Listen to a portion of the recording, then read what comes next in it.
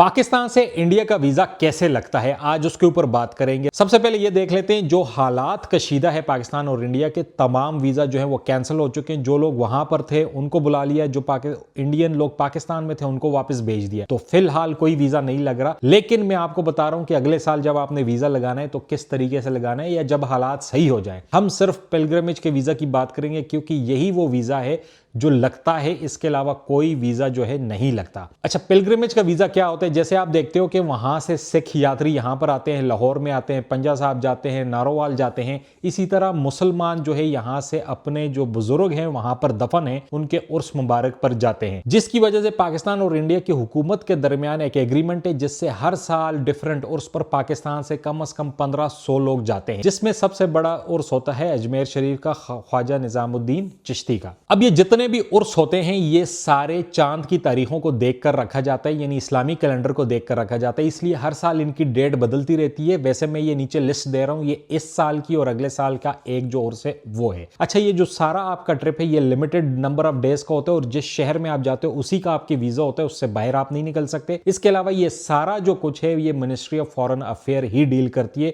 उनके ऑफिसर्स आपके साथ जाते हैं और ये बाय रोड ट्रिप होता है सारा। तो अब बात करते हैं कौन कौन से डॉक्यूमेंट चाहिए और कैसे आप ये वीजा अप्लाई कर सकते हैं। सबसे पहले इस वीजा के लिए आपका पासपोर्ट 1 साल वैलिड होना चाहिए। इसके अलावा जो दूसरी चीज चाहिए वो बिजली, पानी, गैस या इंटरनेट या टेलीफोन वगैरह का एक बिल आपके नाम पर होना चाहिए। और अगर आपके नाम पर बिल नहीं है तो आपने एक एफिडेविट लिख के देना है, या अगर आप रेंट पर हैं तो वो रेंट एग्रीमेंट जमा कराना है। इसके अलावा आपकी आईडी कार्ड की कॉपी चाहिए। उसके बाद आपने इस वेबसाइट पर जाना है, यहां से आपने ऑनलाइन फॉर्म जो है वो फिल करना है। फिल करने के बाद उसको सबमिट करना है और फिर उसको डाउनलोड करके उसकी 3 कॉपियां बनानी है। 3 कॉपियां बनाने के बाद आपने व्हाइट बैकग्राउंड में जो फोटो है उसके पीछे लगाने और उसको साइन कर देना है। उसके बाद आपने जाना है नेशनल बैंक और 1000 रुपए का ड्राफ्ट बनाना है, वो भी रिलीजियस अफेयर का जो मिनिस्ट्री है उसके नाम पर इस्लामाबाद में। इस अकाउंट नंबर में आपने 1000 रुपया डालना है। 1000 रुपए का ड्राफ्ट, उसकी ओरिजिनल रसीद आपने इसके साथ लगानी है और ये सारे डॉक्यूमेंट आपने जो है ministry of foreign affair Islamabad को भेज देने। अब आपकी फाइल जो है प्रोसेस होगी, इसमें तकरीबन 3 महीने लगेंगे। जब ये सब लोगों का वीजा एक्सेप्ट हो जाते हैं उसके बाद एक कुरानदाजी होती है। फिर जो लोगों का नाम आता है फिर उन लोगों को कहा जाता है कि आपने इतनी अमाउंट जो है जमा करानी है। ये कुछ साल पहले 50,000 थी, फिर 70,000 कर ली, फिर 1,30,000 रुपए होगी। तो हर साल इसका रेट जारी होता है, मिनिस्ट्री ऑफ फॉरेन अफेयर्स का रेट जारी करती है। हाजी कैंप लाहौर से ये काफिला जाता है, तो जिस दिन आपको अपॉइंटमेंट दी हो, आप सब लोगों ने कराची से हो, पिशावर से हो, जिस भी जगह से हो, आपने हाजी कैंप लाहौर में जमा होना है क्योंकि यहां से बसेज नहीं जाना है।